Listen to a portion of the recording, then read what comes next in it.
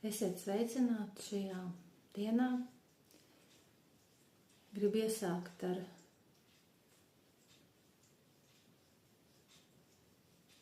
dzīvības vārdu. Dzīvība.